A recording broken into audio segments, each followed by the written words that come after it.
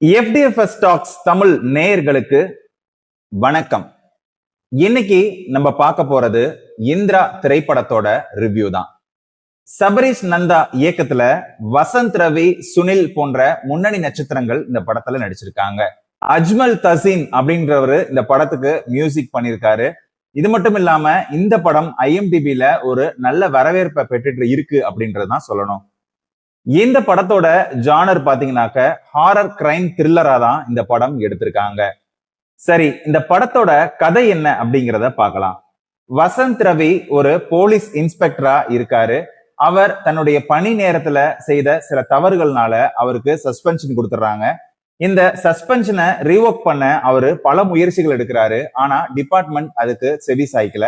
இதனால அவரு தொடர்ச்சியா சஸ்பென்ஷன்ல இருக்கிறதுனால அவரு ரொம்பவே ஸ்ட்ரெஸ் ஆகி ட்ரக்ஸுக்கு அடிமையாயிடுறாரு.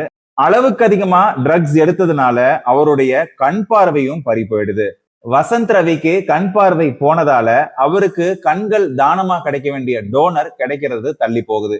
இப்படி கதை ஒரு பக்கம் போயிட்டு இருக்கும்போது மறுபக்கம் சிட்டில தொடர்ச்சியா ஒரு செயின் கிரைம் நடக்குது.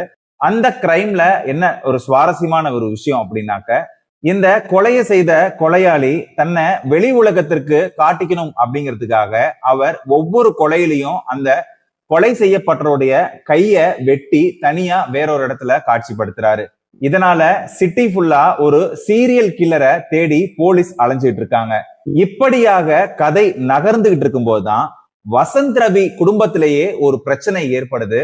அந்த பிரச்சனையும் இந்த சீரியல் கில்லருக்கும் ஏதேனும் தொடர்பு இருக்கா அப்படிங்கிறத தேடி வசந்த் ரவி பார்வை இல்லாம தொடர்ச்சியா அவருடைய நண்பருடைய உதவியோடு சிட்டி ஃபுல்லா தேடுறாரு.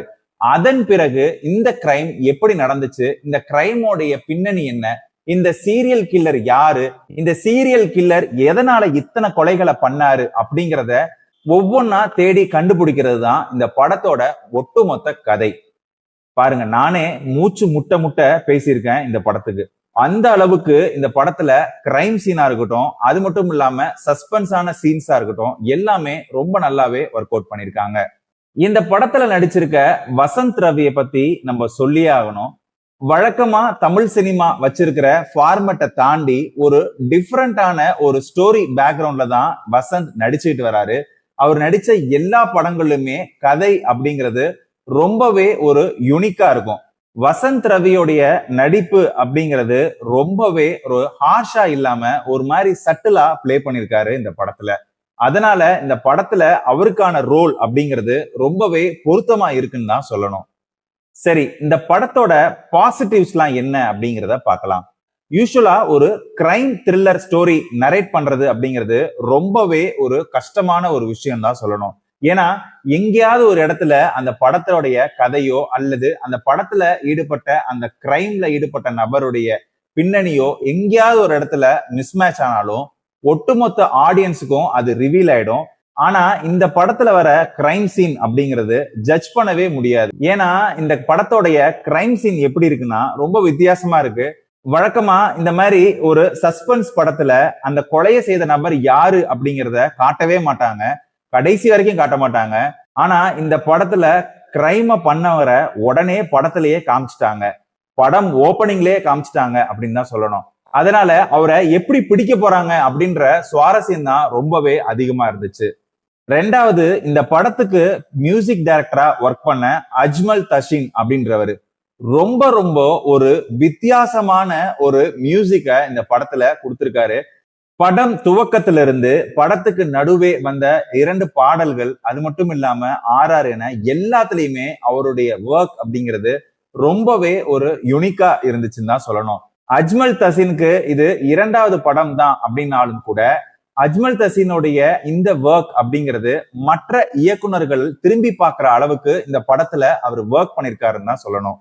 மூன்றாவது, இந்த படத்துல யூஸ் பண்ண எல்லா ஆர்டிஸ்டுமே அவங்களுக்கு கொடுத்த ரோலை ரொம்ப அழகா கச்சிதமா பண்ணிருக்காங்கன்னு தான் சொல்லணும். அதுலயும் குறிப்பா ஒரு சீக்ரெட் மேட்டர் ஒண்ணு இருக்கு.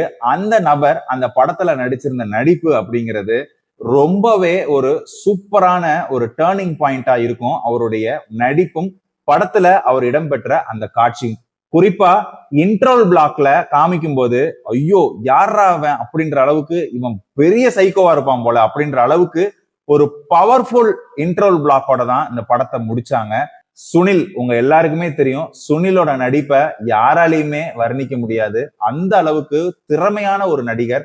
அவர் இந்த படத்துல நடிக்கல, ரொம்ப சாதாரணமா தான் வந்து போறாரு. ஆனா சாதாரணமா வந்து போனாலும் கூட அவருடைய உருவத்திற்கே அந்த மிரட்டலான ஒரு ஸ்கிரீன் அப்பியரன்ஸ் கிடைச்சது அப்படின்னு தான் சொல்லணும். சரி, இந்த படத்தோட நெகட்டிவ்ஸ்லாம் என்ன அப்படிங்கிறத பார்க்கலாம். படம் தொடங்கிய ஃபர்ஸ்ட் 15 நிமிடங்கள் ஆடியன்ஸை ரொம்பவே கடுப்பேத்திட்டாங்கன்னு தான் சொல்லணும். அந்த அளவுக்கு ஒரு மோசமான ஒரு ஸ்கிரீன் பிளே தான் ஃபர்ஸ்ட் 15 மினிட்ஸ் டைரக்டர் பண்ண மிகப்பெரிய தப்பு அப்படின்னு நான் சொல்லுவேன்.